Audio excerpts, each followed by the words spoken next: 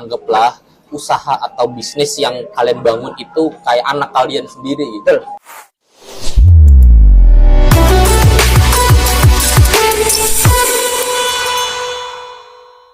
Halo Gen Z pemalas kalian. Kalian lagi nonton ini pasti dalam posisi rebahan, tiduran, males, atau lagi ngerokok, ya, lagi ngopi, lagi ngapain lah ya pokoknya. Istighfar guys. Kalian tuh mending daripada rebahan tuh mending beri perubahan gitu, asik. Beri perubahan apa?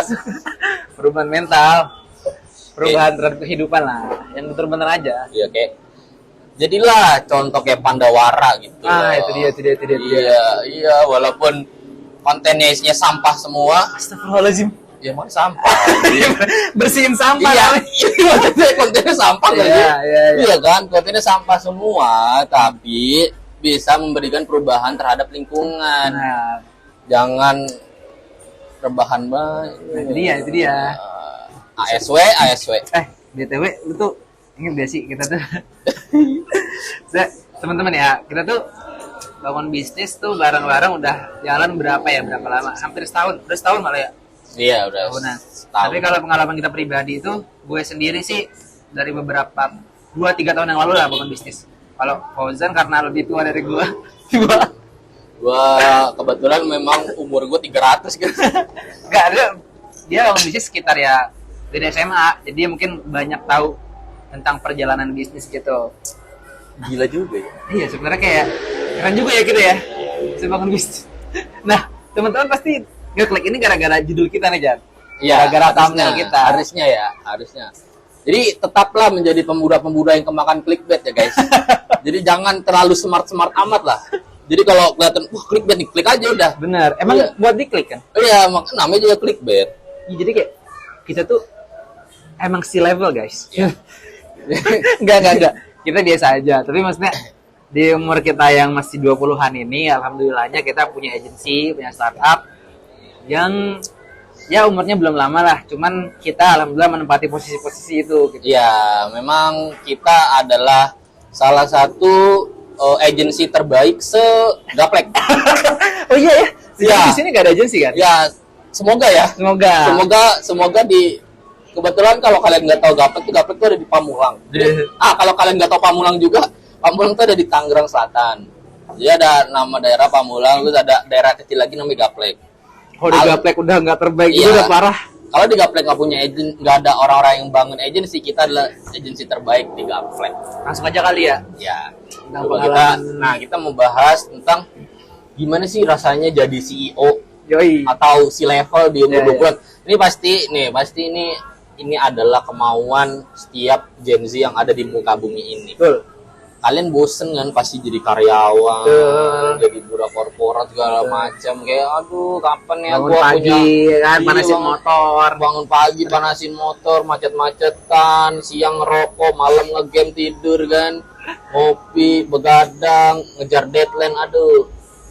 Nah, pasti kalian tuh sering banget kepikiran kayak aduh, gue pengen nih bangun usaha, gue pengen bangun bisnis. Apalagi buat para Gen Z yang sebenarnya ada di selatan. Sebenarnya tuh awalnya orang-orang pada pengen punya startup tuh ini, Jan, gara-gara ada film startup dari Korea. Lu tahu ya, itu tuh kayak anjir, keren, di situ keren banget gitu loh startup tuh. Itu sih lebih sebenarnya kalau drakor itu ya, drakor startup sebenarnya sampai bisa, karena juga gue belum nonton ya. Karena drakor, karena dulu stigmanya gue drakor adalah romance kan, percintaan. Sampai akhirnya gue sekarang sedikit melek, guys.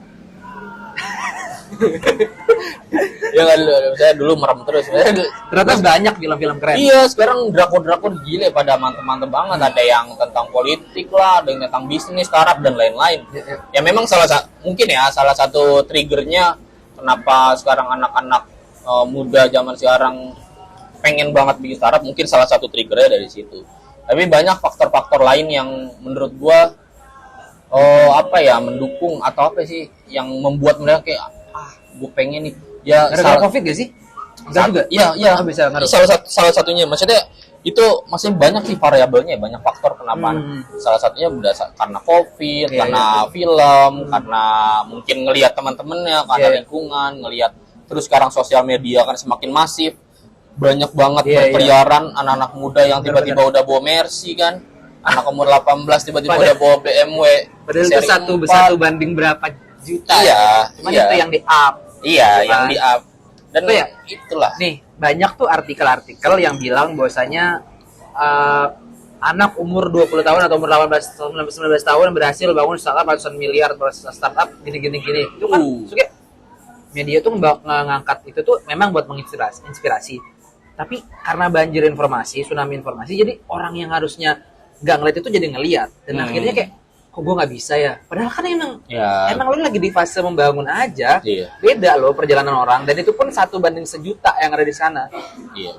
Ya, apa namanya ya? Hidup itu bukan saling mendahului. Asik. Tapi Pindah, berkah, mulai. lanjut dong. Ya, kan hidup itu bukan saling mendahului. Jadi start orang tuh beda-beda. Kita sama-sama, maksudnya nggak tahu, kecuali lu riset ya. Kita sama-sama nggak tahu. Mereka yang udah sukses di umur 20-an, dia startnya tuh dari mana? Apakah dia benar-benar start dari 0 atau startnya dari 10? Dari 10. Tapi 0 orang beda-beda loh, Jan. Iya. Ya mungkin yang gua definisikan 0 tuh yang benar-benar mungkin dia Bawa tidak jembatan. punya. Iya, maksudnya yang bener-bener lu makan aja susah, Bener. maksudnya lu masih mikirin makan buat besok, Itu segala dia. macam. Masih mikirin tempat tinggal lu masih mungkin banyak bocornya. Itu menurut gue yang bener-bener start dari 0 ya. Iya. Ya kan kita nggak tahu apakah dia start dari 0 atau dari 10 atau dia start dari 50 Iya. untuk mencapai 100 ya. Orang kalau start dari 50 mencapai 100 ya tinggal setengahnya doang, guys. Benar. Jadi tinggal setengahnya doang, Bre.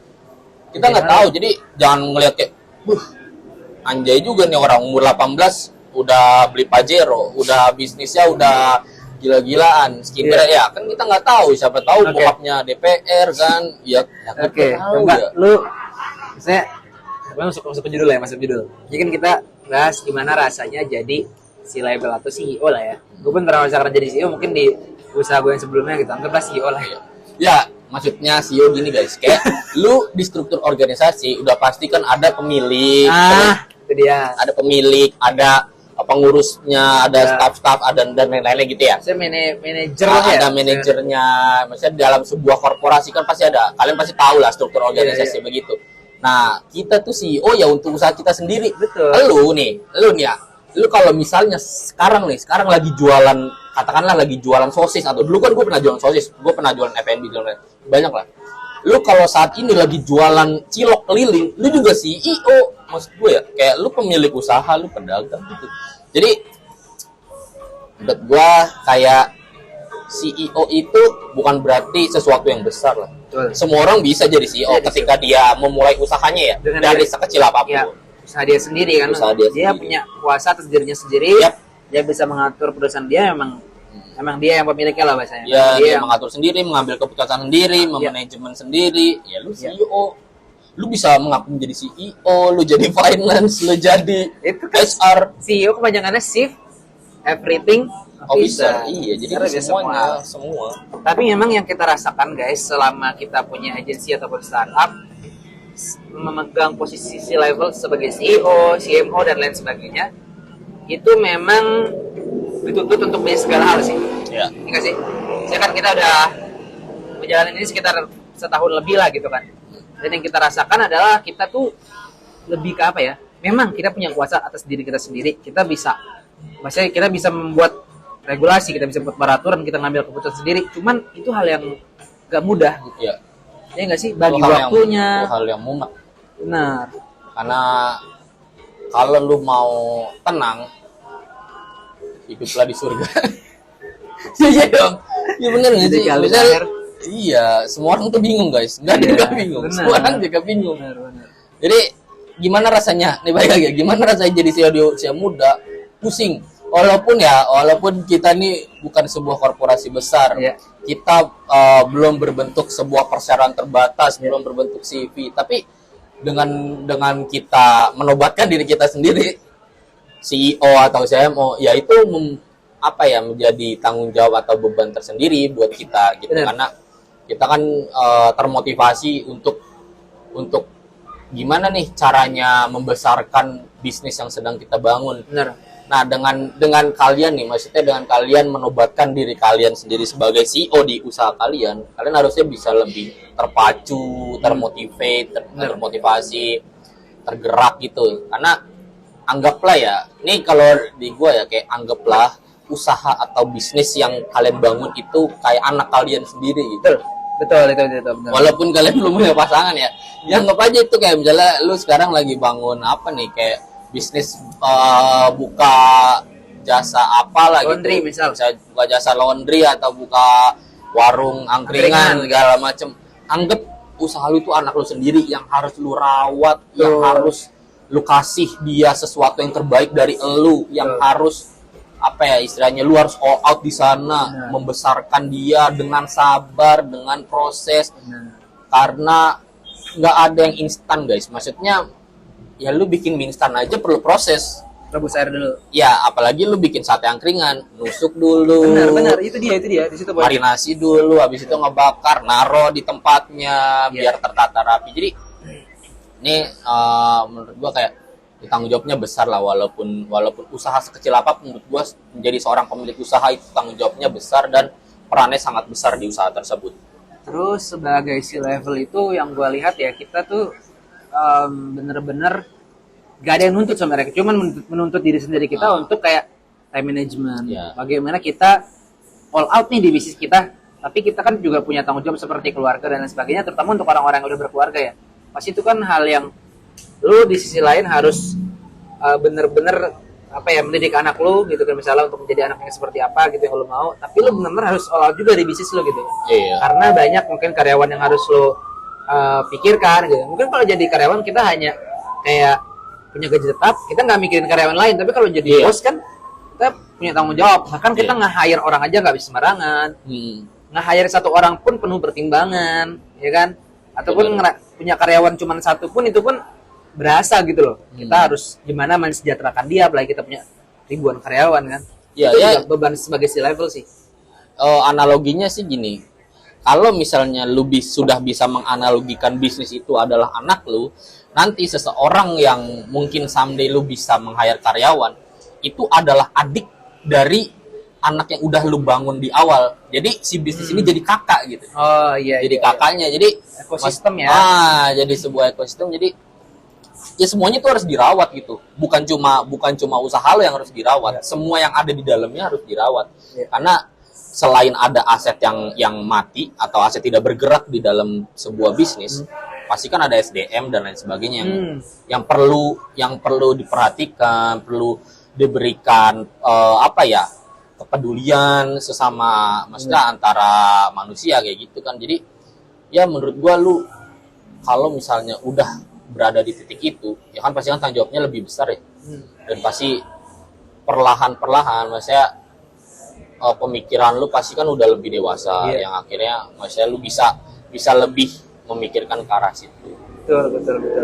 Sama satu lagi sih, poin yang paling penting menurut gua sebagai C-level itu bisa segala hal.